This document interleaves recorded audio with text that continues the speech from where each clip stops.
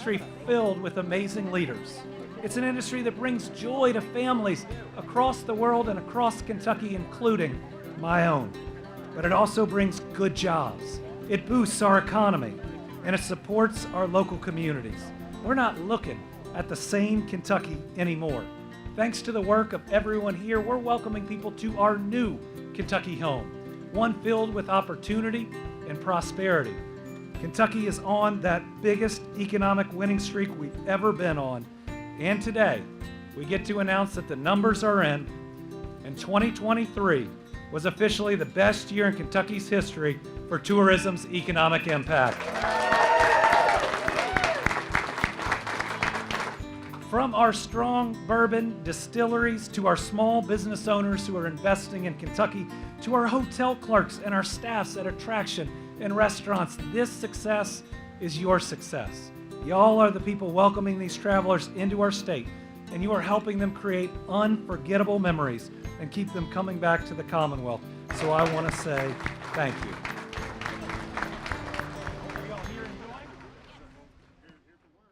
From going to work, driving your children to school or church, or going to see loved ones, Kentuckians deserve to get there and back home safely. This monumental project, four-laning the Mountain Parkway, a decades-old project that some said was impossible, but we're getting the job done. Because when we make a promise to the people of Kentucky, we see it through. That's the right thing to do.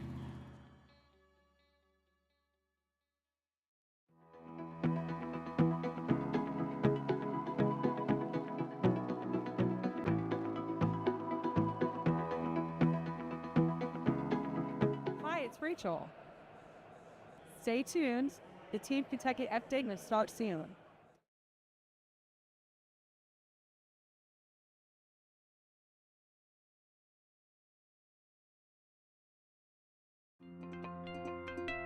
Our parks have something for everyone. Hiking, history, golf, fishing, boating, caving, watching wildlife, or relaxing by the marina or at the pool. Our state parks are treasures and are truly the finest in the country. And today, we celebrate 100 years of our parks offering unforgettable experiences to families near and far. So to everybody who's joined us today, happy 100th anniversary.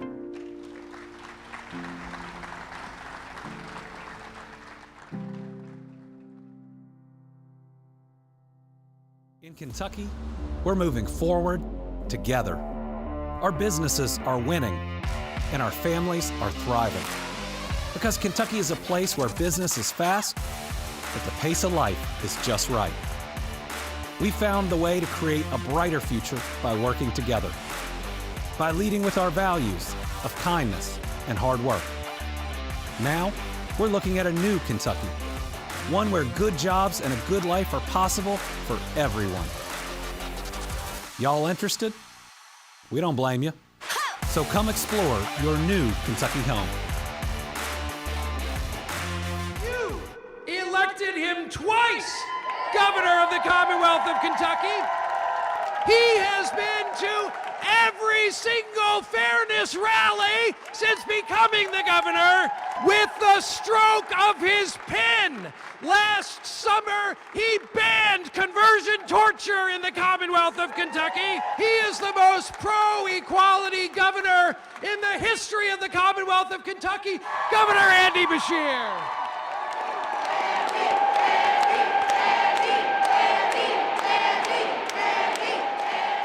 Good afternoon, everyone, and welcome to your state capitol.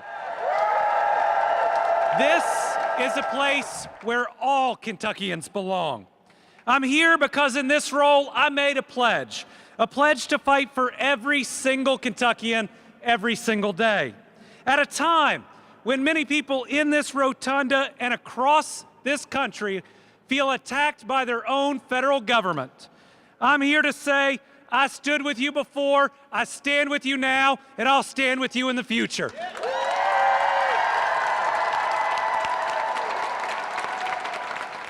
You are citizens of this great Commonwealth. You are proud and worthy Americans, and each and every person here is a child of God who deserves respect and not discrimination. You deserve protection and not persecution. Kentucky and the rest of the United States cannot possibly reach its full potential unless our people feel supported to be themselves.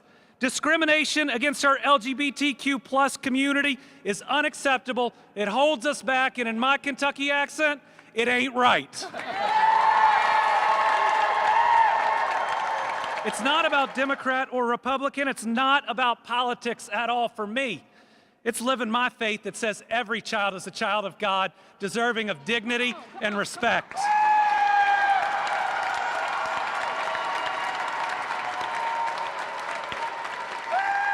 It's my belief that it's our job to lift everyone up and not tear anyone down. The politics of fear and hate are wrong.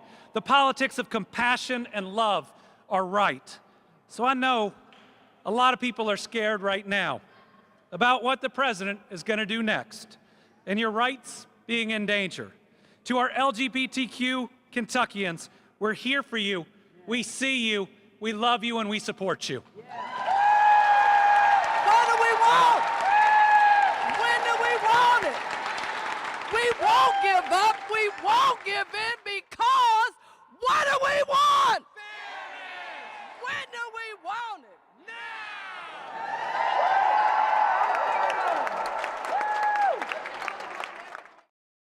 Hey everybody, it's Andy. It has been an exciting couple of weeks and we've welcomed a lot of new followers and friends. We hope you'll stick around because we've got great things going on in Kentucky. We've broken every economic development record. We're creating better jobs at higher wages, bringing healthcare to all corners of our Commonwealth. We are taking our place as a national leader and we can't wait to share all the good news with each of you. So once again, stick around, invite your friends. Let's create a better Kentucky. Let's create a better United States of America.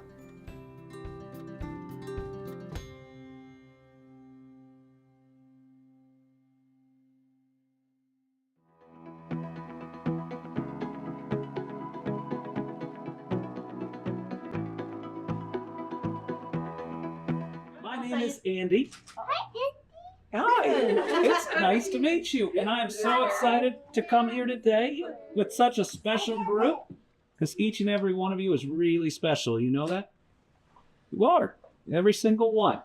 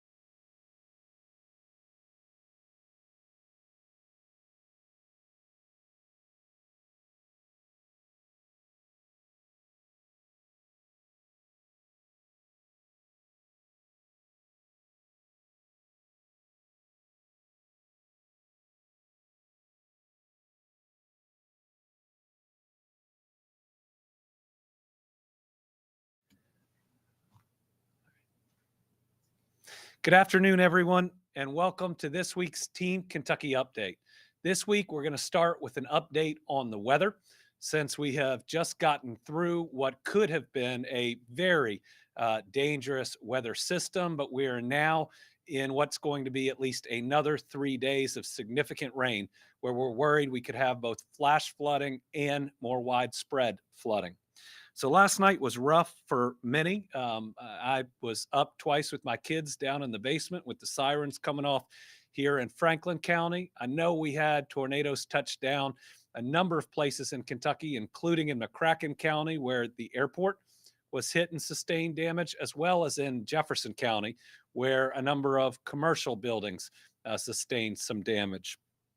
Thankfully, we do not have any reported fatalities as of today, and only a few injuries, with a family injured in flying debris in Ballard County. Those are the only known injuries at the moment.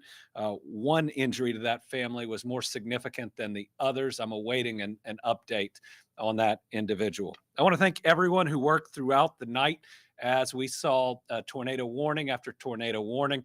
That's everyone from Kentucky Emergency Management to all of the meteorologists that spent virtually all night long tracking it, trying to give us the very best indications of when we needed to seek shelter. We're thankful that everyone is safe, but the next thing we have to do is to make sure we stay safe. We've got to make good decisions over these next couple of days. The February flooding that we really just got through, that we are still cleaning up and rebuilding from, showed us that especially when we have this much rain, it's the decisions about when to get out, about what to drive through, when to go stay with someone else, that can be the difference between life and deaths over these next couple of days. Know that we could have both flash flooding and more widespread flooding, especially in western and central Kentucky, and everybody make good decisions about, again, whether going to stay with friends or turning around that car and not driving through water. Emergency management remains activated and is ramping up to assist in any issues. Swiftwater teams are activated, including assistance that we're getting from the state of Vermont. And our Kentucky National Guard is ramping up to assist. We will get through this if everyone takes the rising and standing water seriously. Don't drive through roadways you cannot see. It's how we lost too many people in the past. It's not worth it. Just turn around. And I want to remind everyone, right now is not the time to drive around to look at damage. This causes traffic jams that can hinder response for cleanup efforts. I'm going to go through slides about what we're going to see the next couple of days, and none of it is as severe as what came through last night, but it's the accumulation of what we could see in the next several days, though Friday is looking better than originally anticipated, but it's just all of it together and what it can cause. All right, so this is for today. We are going to have waves of storms and of showers coming through, and while every hazard is still on the table, while there's still a possibility of some tornadoes, we've had a couple of watches and warnings that are very local today. The hazards are much less than yesterday. Remember, this is a 1 and a 2, a marginal and a slight risk of severe weather.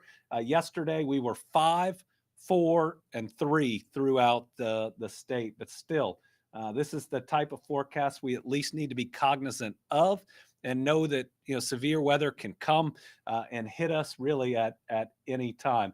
We're likely to get more this afternoon and this evening. We've had a little bit of a break, at least here in central Kentucky at the moment. Let's move to the next one. Okay, so that is the last one was Thursday. Today, this is tomorrow, Friday. This looks better than what it did yesterday or the day before. It looks like the worst of Friday may miss us.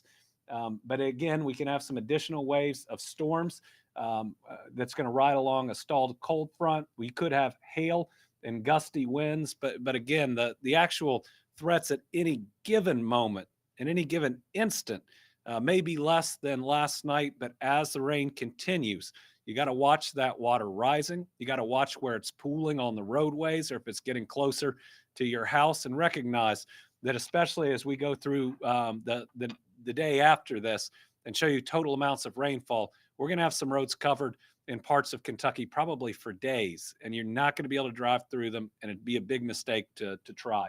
Okay, so Thursday, then you saw Friday, and now Saturday. So Saturday's forecast is a little worse than Friday. Again, we've got an enhanced risk of 2 across much of the Commonwealth. So we're expecting more storms that day. Again, you can have the large hail and strong gusty winds. These forecasts are changing as the days go by, but what you should take away is rain this afternoon and this evening. Some can be significant and severe. A chance for them tomorrow, but less. And then Saturday, it looks like we're going to have a lot of rain that, again, is going to accumulate. Let's go to the next one. All right. This is just the additional rain we expect on top of what we got last night, which was significant in some places. What that means is in Western Kentucky, between last night and the end of Saturday, you could have a foot of rain that came in just those series of days. And what that means is flash flooding is possible. That's that very quick flooding when a whole lot of water comes down. That sometimes gets people in their homes. And then widespread river flooding. And that's what oftentimes covers roads for a period of time, and can really be life-threatening. It's a lot of rain right now. It looks like the East is primarily getting spared with everything they've been through. That's really important. But this is some of the most rain we've seen in a short period of time in Western Kentucky and in Central Kentucky for a long time. And remember, it's just going to grow. It's just going to accumulate on top of itself. Let's go to the next one. This is the possibilities for major flooding with today and Friday. Again, Friday looks better, but when you actually move from what are the storms going to be like to how dangerous the flooding is, we're back to that worst number 5, that pinkish color. And then the reddish color being just one step down. That's a level we're normally pretty worried about. So everybody needs to be really, really cognizant of flooding. If we got through one of the worst forecasts for tornadoes we've seen in a while, this is one of the worst for flooding. We just want to make sure we keep everybody safe. Do we have any more? Okay, so this is Saturday. Again, what you see is significant. And then Sunday, it all really tapers off early in the morning. But by Sunday, especially, the riverbank flooding with just the amount of rain that we're going to have had, the rivers are likely still going to be rising. Most of Kentucky's major rivers are looking at a potential flooding event, depending on the amount of rain we get now through the end of the weekend.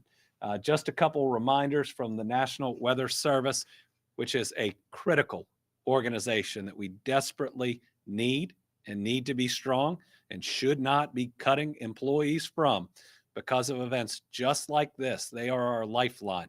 They are the people that let us know ahead of time. They work with all of our TV stations to help make sure that everybody is spreading that same message. And then flooding at night. A lot of this rain is coming at night. You can't see the road. You can't see the level of flooding. This is something that we're worried about, not just in Kentucky, but all over the country. All right, as an update from emergency management, as of 9:15 this morning, we had 32,604 power outages. The power hadn't been hit as hard as it has in some previous weather systems. Water Lifeline is stable at this time.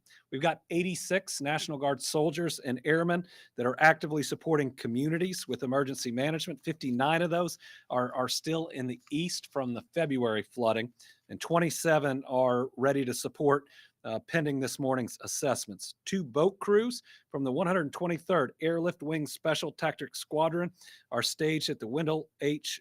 Ford Regional Training Center. They are ready as needed, and crews from aviation are standing by with our Blackhawks with hoist capabilities. Our hoist capabilities are going to be improved by the end of today. They probably won't be needed until at least tomorrow or through the weekend. They're needed the most, especially when we see the widespread riverbank flooding. KSP response. Their telecommunicators just last night received 3,464 calls for service. The highest call volume was at a Post 1 in Mayfield, Post 3 in Bowling Green, and Post 6 in Dry Ridge. Yesterday evening on Interstate 24 in Lyon County, a semi flipped over due to high winds, causing the interstate to be blocked for several hours. Troopers responded, but thankfully no fatalities from that crash. State police also responded to the Barkley Regional Airport in Paducah, which suffered significant damage, and they did a number of wellness checks and rescued several individuals trapped in their homes and in their vehicles, as well as responding to road closures due to high water. State highway crews worked overnight and are still working in just about every county, clearing trees and debris and assisting utility crews. Brief closures of I-24 last night. Again, that was because of the high wind. At least 25 state highways are blocked by floodwater, many in western Kentucky, but they're scattered across the Commonwealth. Expect this number to rise as the rain continues. Crews will remain on high alert and ask you do too. Please, if you are passing a crew, slow down. You know, I just signed a bill in the last couple of days where we're going to be able to use electronic means to record people's speed as they go past our highway workers. We've had far too many people on our highways that have been hurt. These are people that are out there protecting us. Let's just do our part to protect them. We need them. They are Kentuckians with families just like us. So please slow down and move over. One state highway in Madison County that was closed to a mudslide is now clear, but saturated ground does make mudslides possible that will occur over the next couple of days. You can check goky.ky.gov for real-time traffic information. All right, everybody, the key here is stay safe. Because this is kind of an elongated event, our next updates are all likely to come via social media. We may cut a couple videos, but this is now in everybody's hands to stay safe these next couple days, watching how much it rains, and again, making those good decisions. Okay, today we have some special guests here with us to celebrate Donate Life Month. Could you all please come up and join me? As you all know, I believe that healthcare is a basic human right. And sadly, right now we're stopping to fight federal funding cuts. Please know that I'll keep working to ensure that Kentuckians get the health care that they need. This has never been more important, and that includes those that are in need of an organ donation. More than 100,000 Americans and more than 1,000 Kentuckians are on the organ transplant list. They're waiting for that phone call that could save their life, the call that says you have a match. This is where you can help a neighbor in need. You can register today to become an organ, eye, and tissue donor through the National Donate Life Registry at registerme.org. You can go to a regional driver's licensing office or any circuit court clerk's office. By taking this step, you could save up to 8 lives through an organ donation, restore sight to 2 people through cornea donation, and heal more than 75 people through tissue donation. Because of this special way to give life to someone in need, I was proud to sign a proclamation recognizing April as Donate Life Month here in the Commonwealth. Joining me today are advocates of organ donation from the National Kidney Foundation, Network for Hope, Second Chance at Life, Donate Life KY, transplant surgeons from UK Healthcare and U of L Health, a living kidney donor, that is Beth, and family members of transplant recipients. So thank you all for being here. Let's take a photo with the declaration and make sure we get the word out. You can be the other governor here.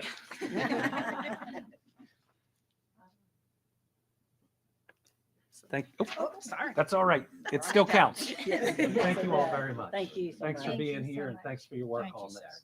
Thank you. Thank you. Really appreciate it. All right. Thank you all. Thank you. All right. Thank you so much. Thank Appreciate you. You don't have to stick around if you don't want to. it. Well, hang on. We have a Team Kentucky too. That's the transplant Olympic team. Oh, that's And they're amazing. called Team Kentucky, and I brought you a I've se- brochure. I think I've seen their photograph too. You have. Pretty incredible. Next, we have some information on a federal hiring initiative. Federal employees have dedicated their careers to supporting our American families. Their hard work has improved lives across our country and right here in the Commonwealth. Unfortunately, they're being treated unfairly by the current administration. They're being laid off despite the fact that they do good work. They're even being lied to, saying it's their fault and they're doing a bad job when they've recently been promoted and they have spotless records. Now is the time for Team Kentucky to be there for them, just like they've been there for us. So here in the Commonwealth, we're working to make it easier for displaced federal employees to find employment. We have launched a new webpage with resources for federal employees who want to find a career with the Commonwealth. The website is teamky4fedemployees.ky.gov. Here you'll find existing vacancies and opportunities to join Team Kentucky, information for veterans, and links to job skills, career counseling, and training. We also have a hotline with career counselors that are available. That number is 502-564-8030. And on April 10th from 9 a.m. to noon, we're hosting a virtual career fair to provide an opportunity for federal employees to learn about new and existing opportunities on Team Kentucky. To our federal employees, we know how much you've given to our country. Many of you all served in the armed forces before joining the federal government. And while I can't change how our federal government has treated you recently, what we can do is offer you that other opportunity at a career of service where you can help your fellow Kentuckians. Whether you live in the Commonwealth or you want to make this your new Kentucky home, Team Kentucky is here to give you options to explore. Thank you for everything you've done for our country, and at least here in Kentucky, we appreciate you. All right, today we're announcing our final winner of the new Kentucky Home giveaway. If you remember, folks could win a free 2-night stay at a Kentucky State Park by sharing positive photos on social media using the hashtag #NewKentuckyHome. See, what we're doing right now is reintroducing ourselves to the world. We're leaving the stereotypes of the past in the past, and we're telling everybody what we love about Kentucky with an invitation to join. We're showing folks that in Kentucky, the pace of business is as fast as it is anywhere, but the pace of life is just right. We're combining our economic development, tourism, and workforce training efforts all together. We're showing what we're doing in our parks and in our downtowns. We want people, when you look at Kentucky, not to just see a job that might be there or where you could move a business, but what it's like to live here. We believe where we're from is pretty special, and we want y'all to be a part. And thanks to Kentuckians who are helping us by sharing positive images on social media, we are spreading the word faster and faster.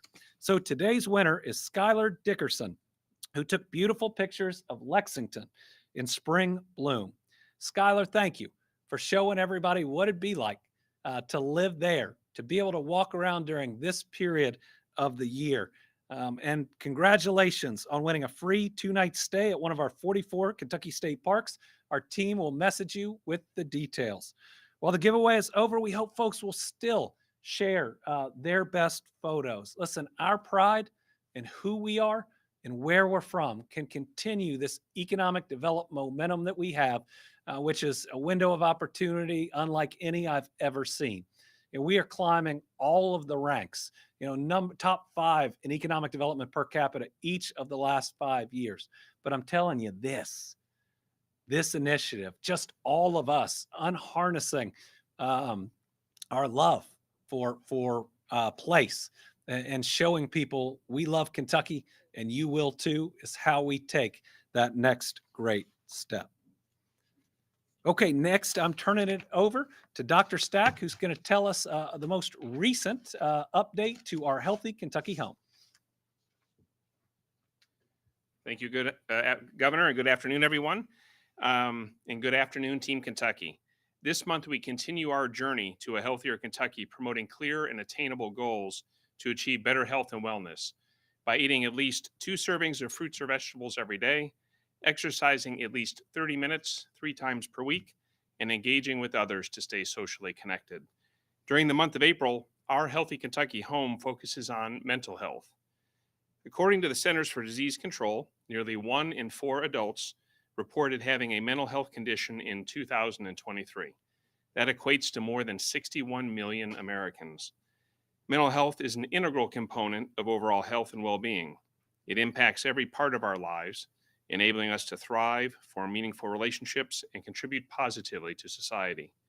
Good mental health allows people to cope with life's stressors, maintain a positive self-image, have healthier relationships, improve productivity, and enhance overall quality of life.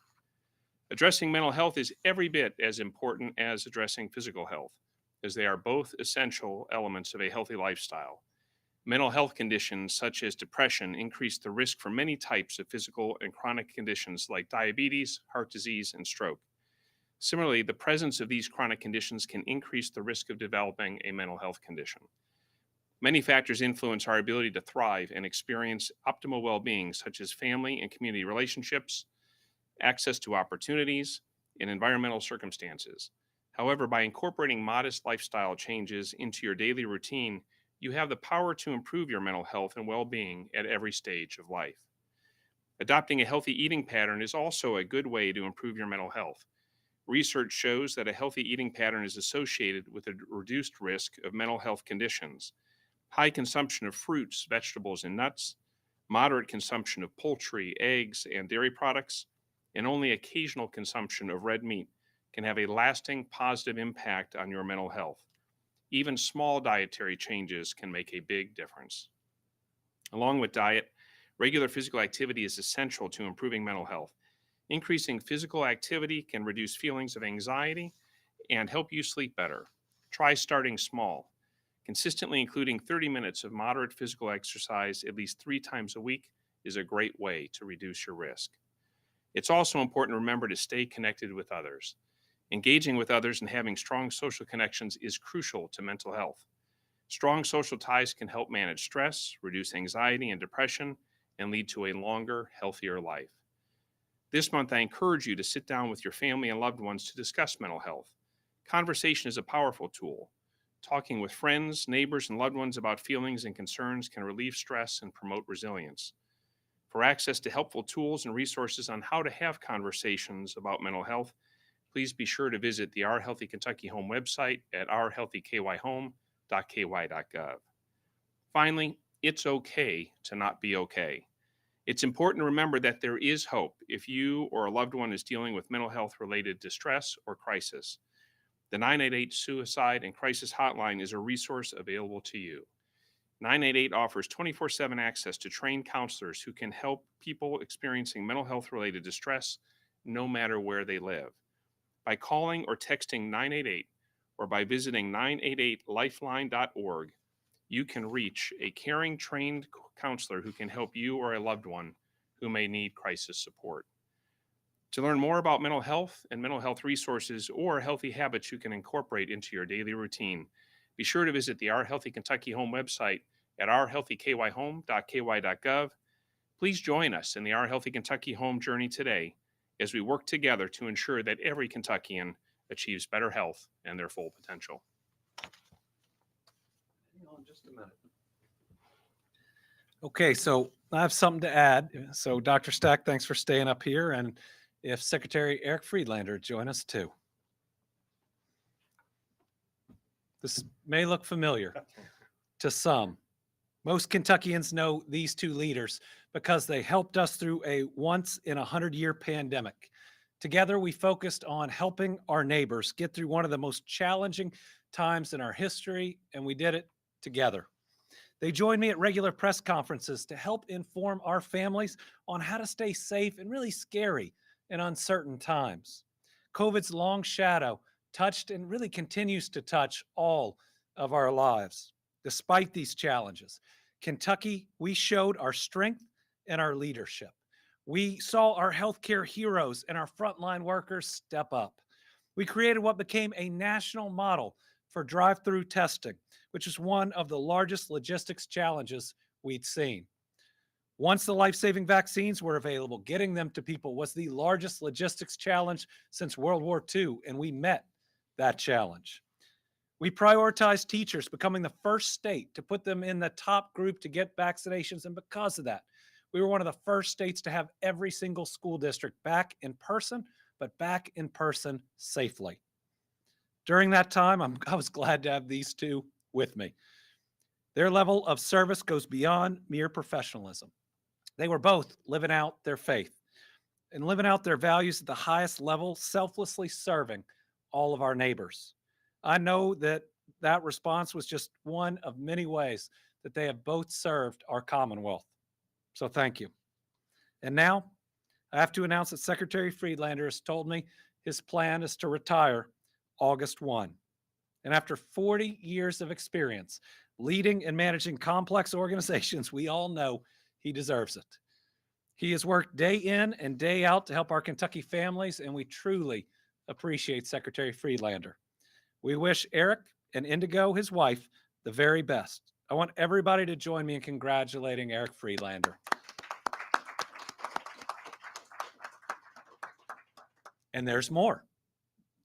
Dr. Stack is going to be transitioning from his role as the Commissioner of the Kentucky Department of Public Health and Chief Medical Officer for the Commonwealth of Kentucky to become CHFS Cabinet Secretary.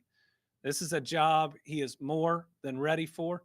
He has shown leadership in the most difficult of times, taking on the most difficult of challenges. His knowledge and experience helped Kentucky fare far better than other states. He's already saved thousands of lives in his current role. And now we get to do what we talked about when we sat down a long time ago. And I asked him to be a part of this administration, to get people healthier, to solve some of the complicated medical and health questions in front of us, and to improve the lives of Kentuckians. Now, would you all like to say a few words? If we could start with Secretary Friedlander. Thank you, Governor. Very welcome. Thank you. It has been an honor to serve. It really has. How impossible would that job that the governor just described if we didn't have a governor that actually believed in science, right? Thank you, Governor. Because it's science. Because it's science. If we didn't have a governor, right, that believed, and you can hear it every day when he speaks, that believes in lifting people up, not tearing people down, that believes in the importance of government service, thank you, and believes in our state motto. It's right behind you. United we stand, divided we fall. He is the embodiment of that. And it has been an honor to serve you and the Commonwealth in that capacity. And it is so wonderful to know that turning the Cabinet for Health and Family Services over to somebody who has been such a tremendous leader, who has so much wisdom. Dr. Stack, thank you. It is such a relief to know that I'm handing that off to somebody with such good hands. And lastly, to the Cabinet for Health and Family Services employees, right? The government employees who've come under a lot of stress, right? Who've had some of their, you've seen it at the federal level, their jobs denigrated. Thank you. It has been an honor to serve you. Public service is a calling. Public service means that the people that work for all of government, and particularly I'm biased for the Cabinet for Health and Family Services, right?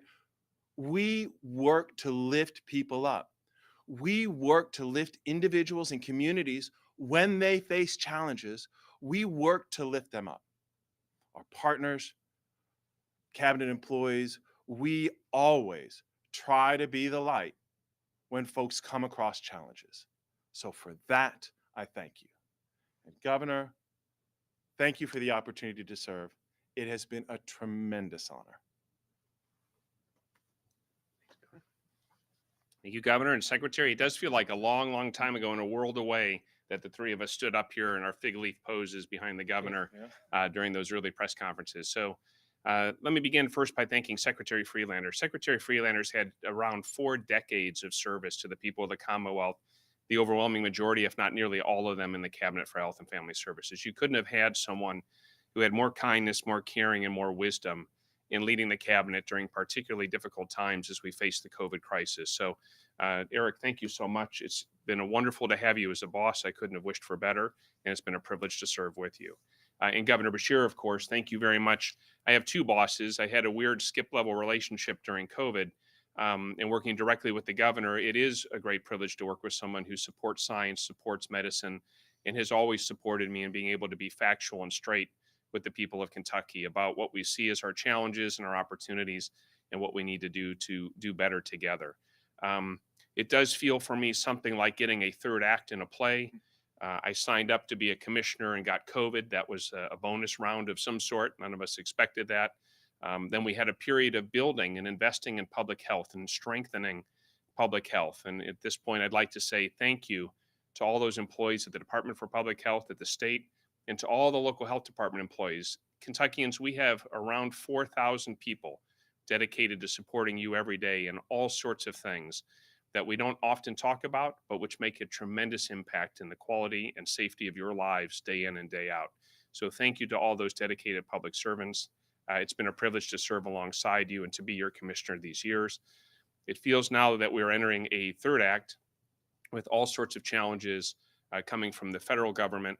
And I'll save remarks on that for the future time. I'll have plenty of more time to address the people of Kentucky. Folks, public health and health and family services is essential to ensuring that we have healthier people and healthier communities.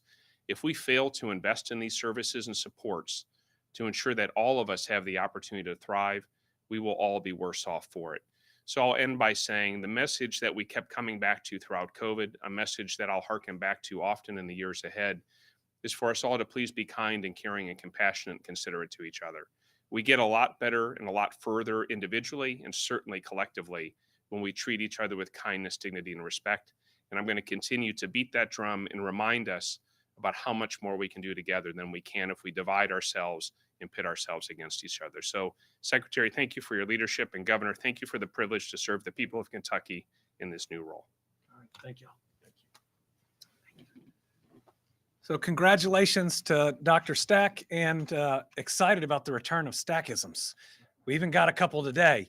And for all of his service, Eric Friedlander's been an all-star every day, but he is this week's Team Kentucky all-star. With that, we'll open it up to questions. 2 journalists here with us and 2 virtually. We'll start with Karen Czar. I have one for Dr. Stack and one for you. For you, how beneficial will it be that FEMA is actually already here and on the ground? And then for Dr. Stack, how intricate has the 988 crisis line been in helping Kentuckians dealing with mental health challenges since it went online? So when this new administration was sworn in, I made a promise to everybody that when they did good things for Kentucky, I would support it. And when they did things that were bad for Kentucky, I would oppose it. Their FEMA's doing a good job for Kentucky. They're doing a good job in responding.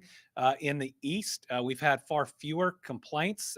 There's a lot of disaster recovery centers set up, and they did a really good job helping us through that emergency period of time, those rescues. For the first day, they brought in extra boat teams. They've already been in contact. So I've sent a request off to President Trump that he'd have to sign that activates some of their emergency response folks, and we're waiting for a return on that. I think I just sent it this morning, so it's been minutes, if not an hour or so. But this FEMA group is very responsive, very professional, and is doing a really good job. And if we have significant flooding, they will be a big advantage. Now, the people that we need aren't the people that were still here, but they were people who were here a month and a half ago. Know at least some of the terrain, but know all of our people. And the addition of the urban search and rescue, that's just the term. It's for rural too. Into our EOC has been really helpful. And we've already pre-positioned our assets that we have around the Commonwealth. The challenge is how widespread this flooding could be. I'll turn it over to Dr. Stack. Thank you, Governor. Thank you, Karen. The 988 crisis line has been essential, and it's had an amazing amount of support it's been able to provide folks. We've shared numbers before. I don't have them on the spot. We can get them to you. But one of the things about the 988 crisis hotline is it's available 24/7, regardless of where you are. You can reach it by text. You can reach it by calling. And it maps you to people ideally close to you. So people who are providing services within your own community. So they know your context. They're able to hopefully plug you into resources close to where you are and resources that you can relate to. It's another example, though, of the essential partnership that has long been the federal and state government along with local service providers. So that 988 service can only exist if the federal government continues to provide support for it, and then if we in the state have those resources to provide the services. So no one should suffer in silence. No one should feel the loss of hope and feel that they don't have someone who can be there to help them in their time of need. 988 is a tremendous resource. It was long overdue when it was created, and it's something I hope we can all agree we should continue and not retreat from. Okay. Carolina. Governor, weather-wise, how anxious is the state about the next few days? You know, we've seen how bad flooding can get here in recent years, and the rain forecast this time it's a lot. Is there an elevated sense of concern? There is an elevated sense of concern for a couple of reasons. Number one, it's a huge amount of rain. And number two, it's a huge amount of rain in an area that doesn't always get that large of an amount of rain. And so we are trying to be as prepared as we can be. I think the first part of today started off a little bit better than originally forecasted. Tomorrow looks a little bit better, but still, when you looked at just the inches of rain that are still expected on top of what we've gotten by the end of the weekend, that is really concerning. And look at how far it goes. I mean, that's the Kentucky River, the Ohio River, the Green River, and so many others. So we're really going to have to watch this in phases. You know, we've gotten, we hope, through the main tornado threat stage. Next is our flash flooding stage with some of these storms, and then is the riverbank flooding stage. But we've been through this before. We've got great local emergency managers and leaders. I talked to Paducah's mayor, George Bray, yesterday, early in the day. He was concerned, and we talked about different things that each of us could do to get the message out, and he most certainly did that. And that's one of the reasons that while McCracken County got hit by a significant tornado, it looks like everybody in that county is okay. So very grateful for the leadership throughout the state, and it's going to take that. But the number one thing that we need to convey is people need to make good decisions. Just don't drive through the water, right? Turn back around. There's nothing that can't wait a day or two. Work wants to see you when you're safe and you can get back. So just make good decisions, and we'll get through all this together. Tom Latek on the line. Thank you, Governor. Good afternoon. With the surprise announcement that you made here with Secretary Friedlander and Dr. Stack, who will be choosing Dr. Stack's successor as Public Health Commissioner? Will that be you, or will it be Secretary Stack? Well, I'd like to say these decisions are collaborative. Now we'll talk through it. Certainly, the soon-to-be Cabinet Secretary, Dr. Stack, has an opinion I've relied upon almost every day I've been governor in some of the toughest of times. Secretary Friedlander and I have had a great working relationship. I know that's going to continue. And Dr. Stack and I have always, I feel like, been able to come to decisions that take a little of his experience and a little of my experience, and typically gets us to the best place that we can be. Very excited. He said yes to this. You know, he's in demand. There's a lot of different groups or folks out there that would love to have him leading their organization, but really blessed he's sticking with this administration. And remember, he is one of the only commissioners of public health that served during that incredibly difficult pandemic that's still here. Now, every single one of them was dedicated. So I don't say that to denigrate anybody else in this country who went through a very difficult time and took abuse near the end of it while doing it. They all paid their dues and have the right to go anywhere else and should be celebrated. But the fact that Dr. Stack is still here is just an amazing statement and example of service that's pretty special. And I know he's going to do great things, at least these next 2.5 years. And anybody after me would be lucky to keep him. Liam Niemeyer. Hi, Governor. I had 2 questions just on 2 different topics here. One, I wanted to ask just about, I know that there's, ongoing federal lawsuits about funding freezes, and the city of Dawson Springs and Hopkins County has been worried about, what they say is frozen funds for operating expenses that they're relying on through a FEMA loan. I was wondering what your administration was aware about the status of trying to work to release the funds for Dawson Springs, and just, if you could speak for general efforts that your administration is doing to, working on any other funding freezes that you're aware of for FEMA and disaster-related funding in particular. The second question I had was related to House Bill 695. One of the bills that you said didn't have an appropriation to implement. I was wondering if your administration, regardless of the appropriation, still plan to work with the newly created Medicaid Oversight and Advisory Board, if you're aware of that in the bill. Thank you. Yeah, we're certainly going to work with the new oversight board. That was actually in two separate bills, and that's not the appropriation challenge that is in that statute. But let me say, for each of the statutes that needed an appropriation, what we're doing is looking through them, really drilling down on them. Some of them are costs that were anticipated after a change, and that's a little bit different than an upfront appropriation that'd be required. Some of them take place a little bit later, which may give us the time to do some of the groundwork that would be required for them. For instance, if it's building a new system or registry, going out, because we normally get outside groups to do that, then doing the RFP. And if there's no money appropriated, there probably won't be a lot of responses to that RFP. But what we can do is get a set cost that one of those groups would charge as we see what it would take, the months that we'd put in, and potentially be able to go to the General Assembly with something very specific on how that's done. But let me say, I welcome the General Assembly learning more about Medicaid. The General Assembly has expanded Medicaid every session that I've been governor. They're worried about costs, but they've added services, and I've been supportive of it, that have added costs. They've been an active part of what they're now saying they want to look at, and understanding that more. I'm fully in favor of. What I'll say is it's incredibly complicated, and it can't be run day to day by the General Assembly. And some of the things that they've passed are going to get in the way of what need to be day-to-day decisions. A federal law changes, a regulation comes in. And what the General Assembly is basically saying is we have to do all of this, or most all of it, through statute. Well, the General Assembly doesn't exist for 7 or 8 months of the year under the law. And running Medicaid is an executive branch function.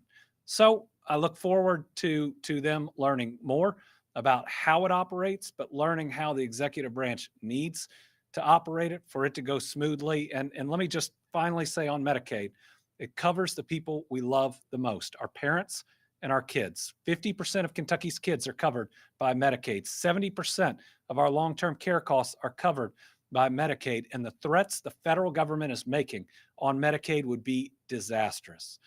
They would harm the coverage for our families, and they would close most all of our rural hospital systems. So if you live in rural Kentucky, whether you're covered by private insurance or Medicaid, you're going to drive several hours, probably to see the same doctor who had to leave a community they loved because their hospital or clinic were shut down because of what the federal government is looking at doing. And the different plans you hear out there, they say, oh no, we're not going to cut it.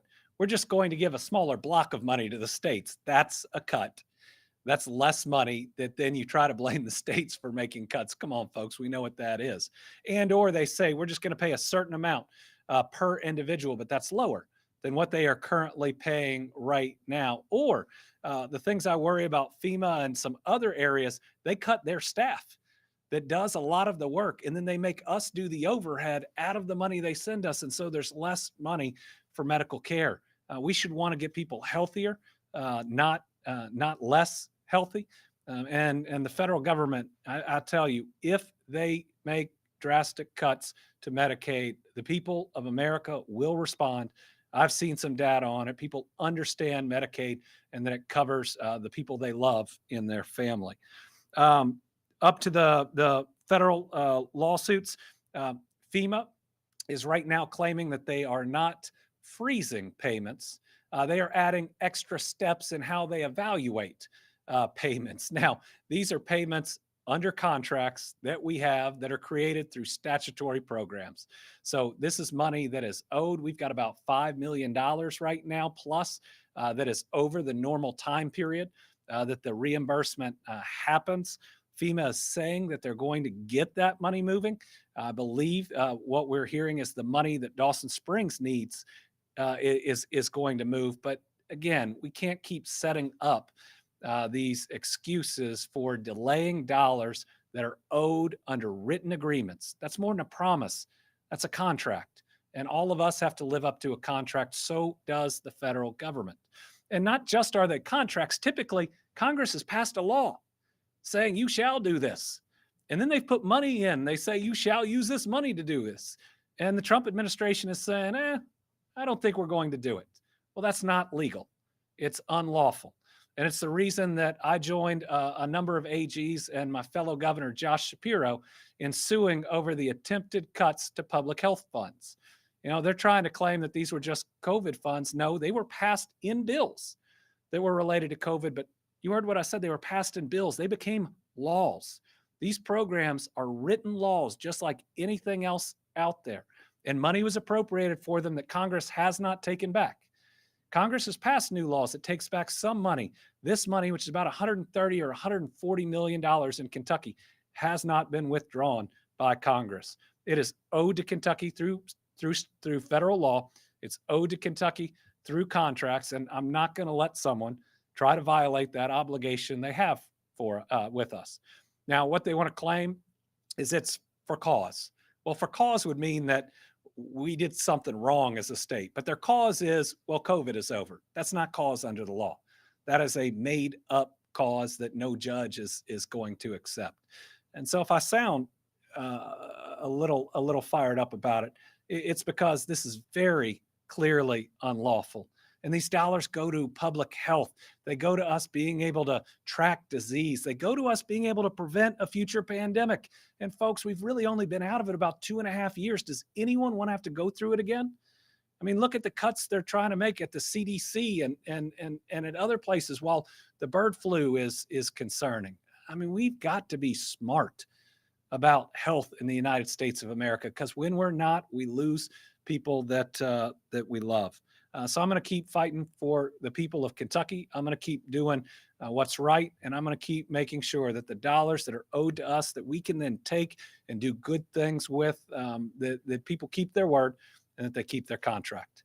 All right, there is no scheduled Team Kentucky update next week, so we'll see you 2 weeks from today. Thank you all.